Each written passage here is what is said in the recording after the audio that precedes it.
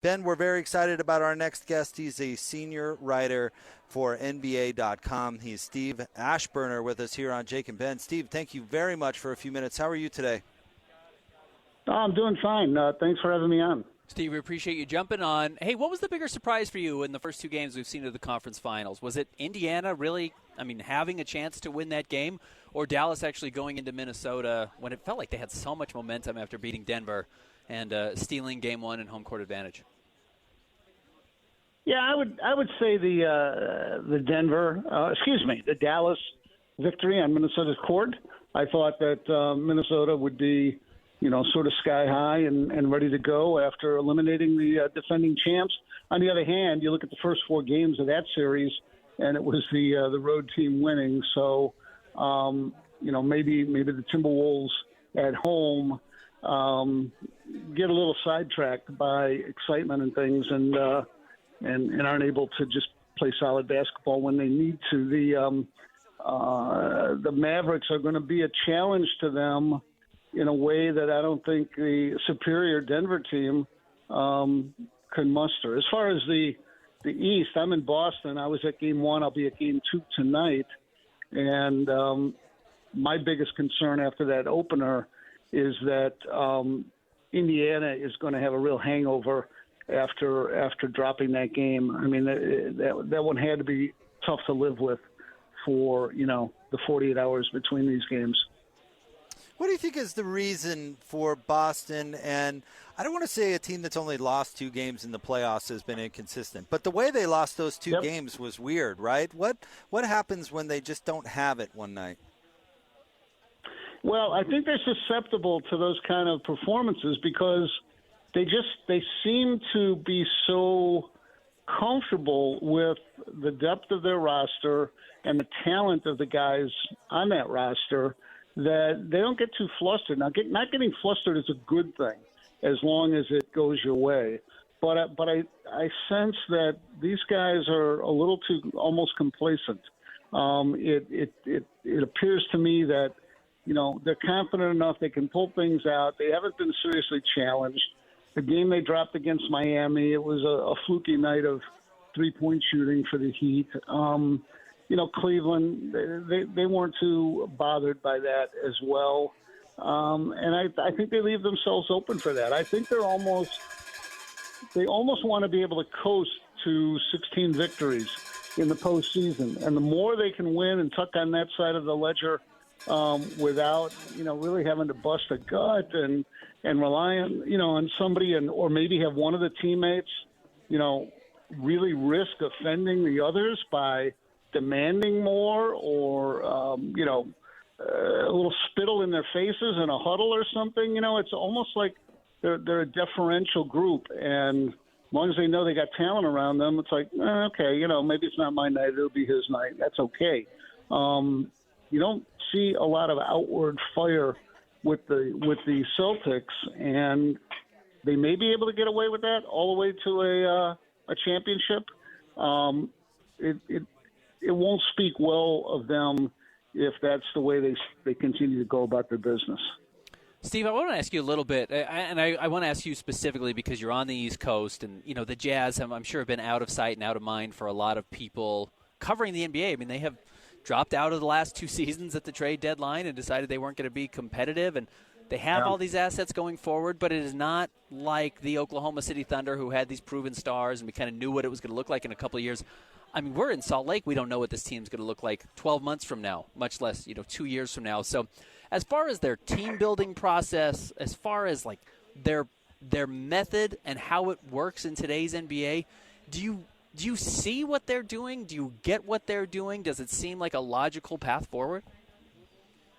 Well, I mean, they are taking the traditional get worse to get better approach. I don't know that there's a guarantee to that.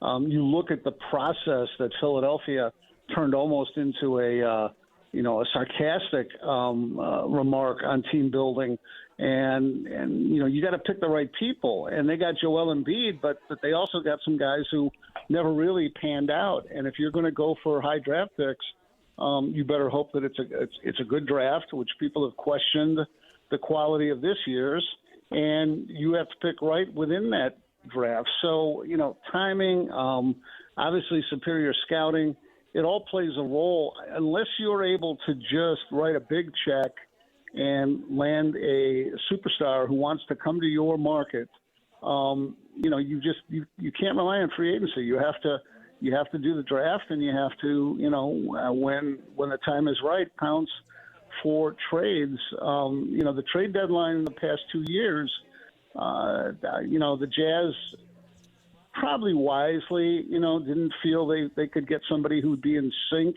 with their timeline and where the young players are going to be, for another couple of years. So maybe it made sense, but boy, the tanking that went on at that point each year really rendered them an afterthought. I suppose from a national standpoint that if you are not going to really compete and if you're going to be playing for, several years down the road, then out of sight, out of mind is probably the best way to go about it, because people aren't going to have very many interesting or complimentary things to say about a team. I think Oklahoma City got extra attention because they crammed their cupboard with so many draft assets.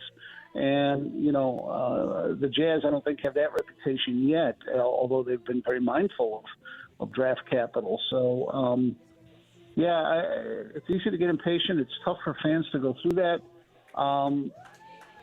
You just have to hope that the people running that team, they know where that light is, and they know where the end of the tunnel is. Steve, we love having smart NBA guys like yourself on the show because you get the opportunity to settle petty squabbles between my co-host and I. And Justin Zanuck, GM of the Jazz, said that his goal is to get good and stay good. And with the new CBA kicking in, will it be, I guess, how did we put it, Ben? Will it be hard to get good and stay good given the new rules? Well, I don't know. In some ways, a team like Utah has advantages, right? If they're lower in the salary scale, they become a facilitator for trades that are more difficult for capped out, or you hear about these aprons and things like that with the luxury tax. So they're in a position to be willingly used in various transactions, and to profit from that until they're simply identifying a need and going out and procuring that particular player. They can run people and picks through like a clearinghouse to a degree. So I think that can help. But I think it all comes down, I think, to the basics, and it's proper cap management. It's knowing who you're going to commit to as your core, and then developing them, on and off the floor, and building up some sort of a cohesiveness so that you can count on them to be together. So, that of course is contract timing as well. So, I don't know that they're any worse or better off from the current CBA rules. I know the money's going to go up and up and up, but I think that's you're just playing in a deeper pool at that point. You still got to keep your head above water. Danny Ainge is the one building this team. You've been in Boston, and you've seen how Danny Ainge has operated for a very long time. Could you give us a little bit? I mean, we know Danny Ainge's reputation, and obviously we're only beginning to see the first 2 years of how he's built this team, of kind of maybe the strengths that he has as a team builder, and maybe some of the things he didn't do in Boston that fans might have wished he had. Well, I don't want to mislead you. I mean, I'm here in Boston for these games. I'm based in Chicago. And so, I've seen Danny Ainge, in my position as a national writer, but I haven't been around the Celtics on a day-to-day basis, at any point in my career. So all I'll say is that, the reputation he had in Boston for identifying talent and building contending teams, they've won just one championship, the one in 2008, for a while. And so, it's like even Boston, even the great Celtics have had to be content with only adding that one to their storied history, for decades now. So, but I mean, that winning in that final round, I mean, you never know. That's based on matchup. That's based on your own team's health. That's sometimes based on fluke. but to be able to stay formidable and as a top contender for a long time. And I think that's, Ainge had to dig down too. And when he brought Doc Rivers on board as a coach, a couple of years before that 2008 championship, that they were sort of committed to doing whatever it took. I mean, there was some, lean times with the Celtics. So I don't know that anybody's a genius and has got this stuff figured out. I mean, I think Boston has that tradition. They've been a popular destination for top players, certainly not a destination that players want to avoid. And, that helps.